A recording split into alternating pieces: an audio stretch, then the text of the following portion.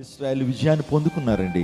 దేవాదేవుడు గొప్ప విజయాన్ని ఇశ్రాయేలుకి ఇచ్చాడు. అనేక సందర్భాల్లో ఇశ్రాయేలు మీద యుద్ధానికి వచ్చినటువంటి ప్రతి దేశం మీద కూడా దేవుడు వారికి ఏమి ఇచ్చారు? విజయాన్ని ఇచ్చాడు. సో గిద్యోను గురించి మనం చదువుతాం. గిద్యోను వాస్తవానికి ఒక పిరికోడిలాగా ఉన్నాడు. దేవుని దూత వచ్చి అంటుంది గిద్యోనుతో, పరాక్రమం గల బలాఢ్యుడా, దేవుడు నీకు తోడుగా ఉన్నాడు. అంటే వాస్తవానికి గిద్యోను పిరికోడే, కానీ అక్కడ దేవుని దూత చెప్తుంది ఏంటి తెలుసా? దేవుని తోడు నీకు ఉంది కాబట్టి నువ్వు పరాక్రమ బలాఢ్యుడివి. స్తోత్రం చెప్పండి. ఎవరికి దేవుడు తోడుగా ఉంటారో వారు ఎలాంటి వారు?